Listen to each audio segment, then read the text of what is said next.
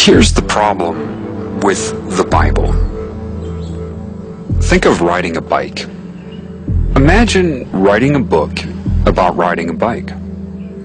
You lay it all out, a really thick book, telling you the nature of the bike and how to ride it, how to balance what the bike is, what you should do, where you can go, how to properly ride a bike. And you give this to people, and they've never ridden a bike, but you make them memorize the book, forwards and backwards, and they all memorize it real well. Imagine also in this book that the people who wrote it did not want you to ride a bike. Because you see evidence of the bike around, but you've never ridden one, they need to create that book to include the evidence, but tear you away from it at the same time. So, because they don't want you to ride the bike, they have to be the authors of a book on how to ride it. Does that make sense? I mean, logically, that would be the strategy, would it not?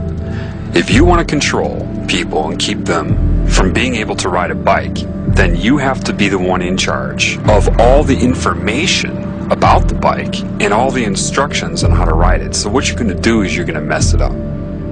Imagine adding things in, like to properly ride the bike, you have to make sure that you lean all the way to the left.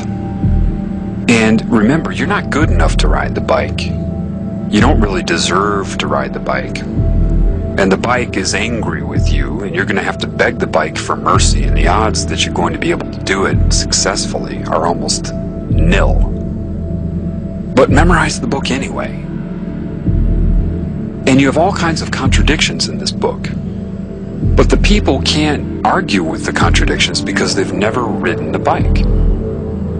Well, this is a metaphor, of course, and I can tell you something about Christ. He was a bike rider, and he rode the bike. And he was trying to get all of you to ride the bike. Instead, they're trying to get you to ride him.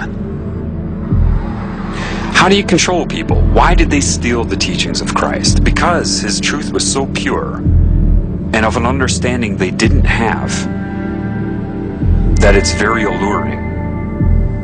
So they had to take his teachings. But imagine this. Say you have 10 statements supposedly by Christ. Okay, make the first 7 authentic and then add 3 more to corrupt it and slip in a rule here and there. Some sort of rule about society and you that he didn't say. That's how you do it. And that's what they have done. And you're not going to be able to see what is and what is not until you ride a bike. If you haven't ridden a bike, how can you read a book about riding bikes that is corrupt and be able to see the corruption? If you haven't ridden a bike, you're not going to know what is true and what is not. He was a bike rider trying to get you to ride bikes, and they're trying to get you to ride him because they know if you try to ride him, you'll never ride the bike, and they got you. Let me ask you something. Did Christ feel like he needed to wear a specific outfit in order to be credible? Oh, that's right. No, he didn't. What book was this man regurgitating from? Oh, that's right. No book. He didn't need a book about riding bikes because he already knew how to do it. They're giving it a name and a procedure and a ritual called Christianity. What name did he give it? Oh, that's right. No name. You see, in the Bible they even tell you, watch out for people who give long, extended sermons for praise and their outer persona. It's right in there. But with mind control, which is what religion is, people cannot allow themselves to see the direct contradictions. The parables, you have to understand that the knowledge he had is non-translatable. In other words, if you read a book about riding a bike, you can read it all you want. You can memorize it forwards and backwards and dedicate your life to that book. Someone puts you on a bike, you're going to fall. Period. Reading a book about riding a bike is not the same as intuitively riding a bike. And they know that. They know that all too well, you see, because Satan controls religion. And it loves it. It loves that you're memorizing this book on how to ride a bike. Do you understand? That's Satan's preference. It prefers that because at the right moment, for everybody who's memorized that book about riding bikes, Satan will put you on that bike and you're going to fall in the crucial time because you've depended upon a fraudulent book about bike riding. When the irony is, you're naturally a bike rider. Parables are metaphors, okay? And they're meant to draw upon some sort of experience you've had to tune your mind to an understanding outside of descriptive words. Whatever Christ said to people when he was talking with them, if that happened, of course, would have been in the moment, catered to whoever he was speaking to. So he went on using parable after parable, metaphor after metaphor, because you can only bring people to the truth with metaphor. You can't tell them the truth with metaphor. So he'll try it again. It's like this and this. It's like this and this and this. To try to tune the mind to an experience that would be close, because you know what it's like to ride a bike, so you try to draw upon something they might have done that would assist them, that the rules and regulations of control are keeping them from knowing.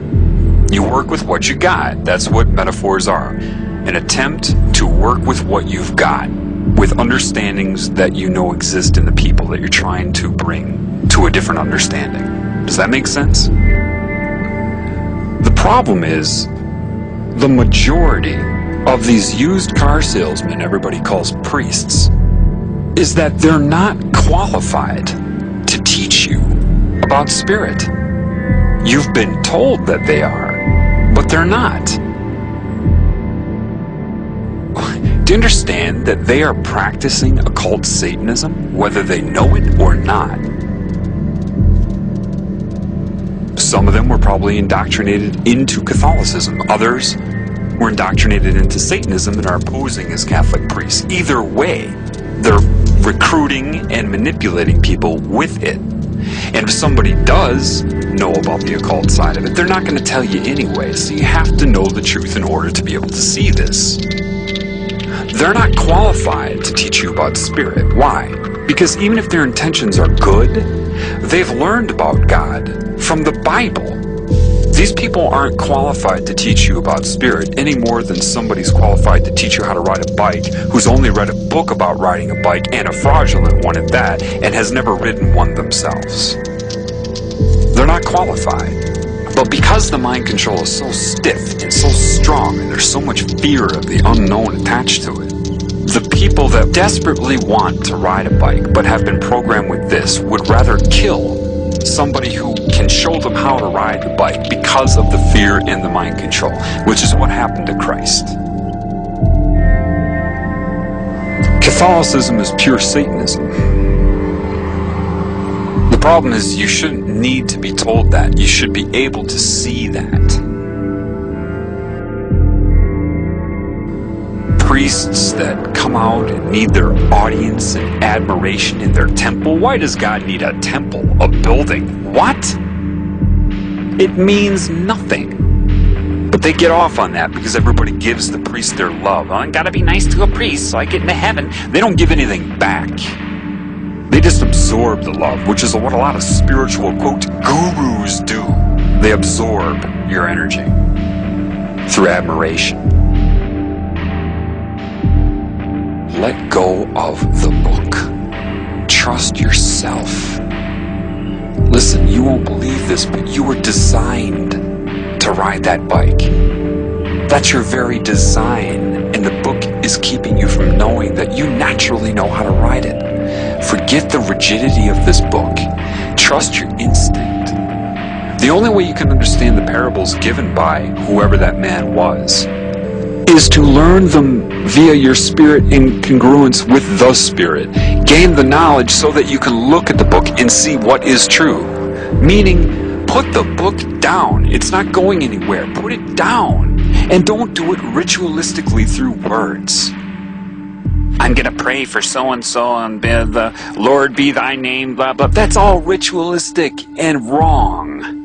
And if you pray like that, you're doing it from the mind and not the heart, and Satan knows that, which is why it wants you to use ritualistic prayer with words. And Christ knew that Satan would do that, which is why he would say, don't mindlessly mouth words. Trust your instinct. You have to stop the meaning you're projecting so that the real meaning can be revealed to you.